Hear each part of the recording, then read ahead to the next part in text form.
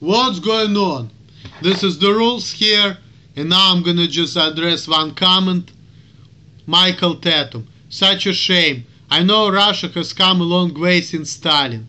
I hope and pray that the people of Russia can be free someday. This is a major setback for democracy in your motherland. You know what, Michael Tatum? I respectfully disagree with you. I know that a lot of American people think that way, but me personally, as a person who lived in Russia, I disagree. First of all, I think that Russia is the land of the free. I lived there for 19 years, and I don't think that actually lack of freedom is a problem in Russia, number one. Because in Russia, people can actually do more things. In the United States, there are a lot of strict laws. People work a lot. In Russia, we don't have that. Okay? People work one job, they don't understand how people can work two jobs, etc., etc. Besides, people can allow themselves to say shit in Russia, which people in the United States cannot say. In the United States, people just... I don't want to offend anybody, because I know that a lot of people are going to get on my case, but I feel like in modern day in the United States, a lot of people, they just don't give a fuck. They just want to go to work, make their money. They're not trying to change the world or change anything. They're just like puppets. They're just cogs in the mechanism. And I think that the reason why in the United States also we don't have a lot of problems like in Russia, because a lot of people, they just either afraid to go against the new order, or people just dumb down and they think, oh, this is so cool, we're so cool, everybody can suck a dick, while they're living like shit and making $12 an hour, and they're happy, they think they're so cool, they're drinking, they're listening to some stupid music, working little jobs, being pretty much like a sheep, and they're happy, okay? And of course, these people are not a danger, okay? That's why we don't have all these problems, because, see, I think that has nothing to do with the democracy or absence of democracy. It more has to do with the fact that Russian people are more feisty, and they don't want to just accept the injustice and bad things. And American people, they just don't give a fuck. They think that, you know, we can drink, they can chill, we can shake our asses in the clubs, we can buy a bunch of shit, we can just be good citizens. And be like kind of airheadish people who just, you know, who do the job and follow the rules and everything is good. So we can survive and we can live and work two jobs, working our asses off, paying a lot of money for the government. And the government is smart to the United States, so making sure that these people are gonna live and survive, and they're making these people like robots who have to work. And see, Russian people, they just don't want to live like that. They want the truth. They don't want just to put themselves in this comfort of living okay life and paying more for the shit that they shouldn't pay. In the United States, this is how people want to live. They just willing to work their asses off to pay to the crooks, and they don't care about money. They just want to work and drink. In Russia, you know, there are just a lot of people who are opposition. That's why in America we don't have that, but we used to have it, okay? In the United States we used to have exactly the same thing as we have in Russia, okay?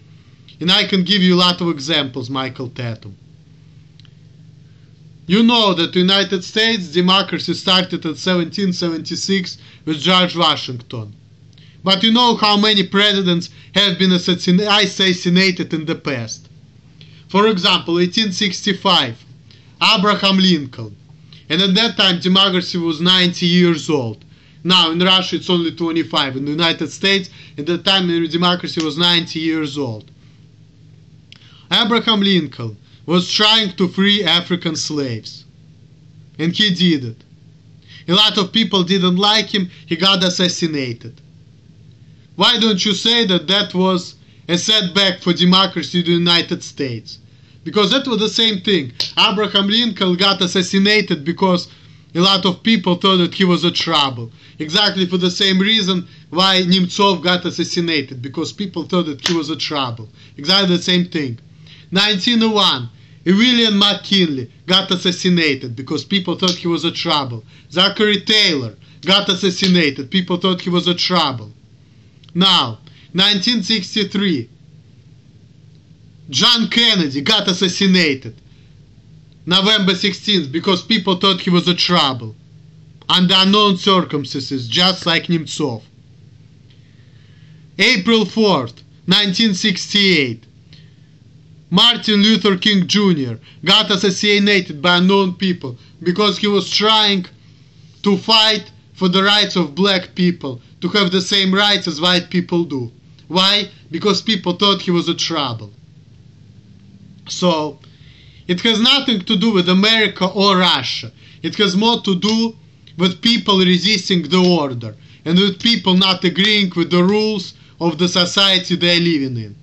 Russian people, they just disagreeing publicly, they don't want to accept the order, and that's why they are having all this problem. That's why politicians being killed. Now, I know that United States, they like Nemtsov because they thought he was a fair politician, he's a fighter for democracy.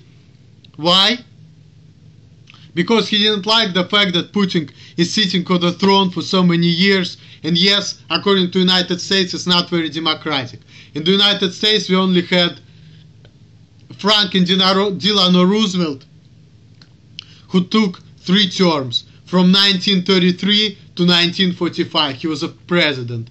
And I think he died in 1945 too, so he was a president for the last 12 years of his life. So, and still we had one president who actually served 3 terms, and the United States allow it, even though according to Constitution in the United States the president can only serve 2 terms. So I mean, that shit happened. In Russia, Putin was serving for 2 terms, 2000 to 2008, then they put Medvedev 2008 to 2012, and now Putin got back again. So Putin actually didn't even serve 3 consecutive terms. He did 2 terms, then he was a prime minister under Medvedev, and now he's president again. Of course, people are saying that the Putin was the leader for all these years, but legally he did the right move, because legally, you know, what stops him from like being the president for 2 terms, then put somebody else, and then be the president for the 3rd term, but not consecutively? Like, I don't think that actually that's a violation of the law. I mean, maybe it is, but if it is, let me know. Maybe I don't know that, but I didn't know that it was actually. But if it is, give me a comment and let me know that people cannot do it. So that was kind of his way around the laws. And besides, in Russia, people don't follow the laws like people do in the United States. So that's a whole different subject. In Russia, people have completely different mentality. Because in the United States, people don't think like Russian people do, okay? That's why I'm saying that the United States should stay out of Russia. Because in the United States, people think the law. In Russia, people think, well, if the logic is above the law, even if the laws are a piece of shit, why should we follow that? Okay? It's a different mentality about the law. That's why I'm getting irritated about the American mentality when it comes to laws. I'm not gonna lie. The American mentality sometimes irritates me at first. Now I'm kind of getting it, so I'm kind of trying to play by American rules, and they make sense to me to a certain extent. It's kind of logical, but at the same time, even though now I'm getting more understanding, I tell you, Russian people do not think in the same about the law too.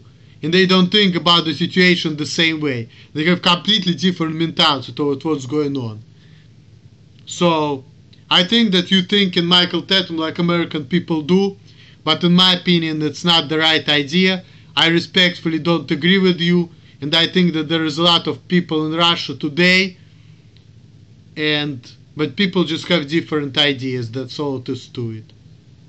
So that's it.